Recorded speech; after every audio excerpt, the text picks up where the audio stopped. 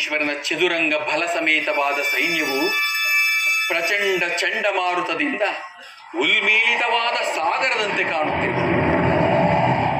ಇತ್ತ ನೋಡು ಪಾರ್ಥ, ಕೌರವೇಶ್ವರನಿಗೆ ತನಗೆ ಪ್ರಿಯರಾದ ಕರ್ಣ ದುಶ್ಯಾಸನರನ್ನೊಡಗೂಡಿ ಸೇನಾರಚನೆಯನ್ನ ಪರಿಶೀಲಿಸುತ್ತಿರುವನು. ಅವನ ಹಿಂದೆ ಸಿಂಧುರಾಜನಾದ ಶಕುನಿ, ಜಯದ್ರಥನ ಬಲಗಡೆ ಒಂದೇ ವಿಧವಾದ ಚತುರಶ್ವ ರಥಗಳಲ್ಲಿ ಕುಳಿತಿರುವವರೇ ಕೌರವೇಶ್ವರನ 98 ಮಂದಿ ಸಹೋದರರು. ಅವರ ಸಮ್ಮುಖದಲ್ಲಿ ಕೌರವೇಶ್ವರನ ಮಕ್ಕಳೂ ಸಹ ಇರುವರು. ಅವರ ರಕ್ಷಣೆಗಾಗಿ ಧನುರ್ಧಾನಿಯಾದ ದ್ರೋಣನು ಸ್ವಲ್ಪ ಮುಂದೆ ನಿಂತಿರುವನು. ದ್ರೋಣನ ಪಾರ್ಶ್ವದಲ್ಲಿ ವಲ್ಕಲಧಾರಿಯಾಗಿ ಗಂಭೀರ ಮುದ್ರೆಯಿಂದ ನಮ್ಮ ಕಡೆ ನೋಡುತ್ತಿರುವವನೇ ಅಶ್ವತ್ಥಾಮ.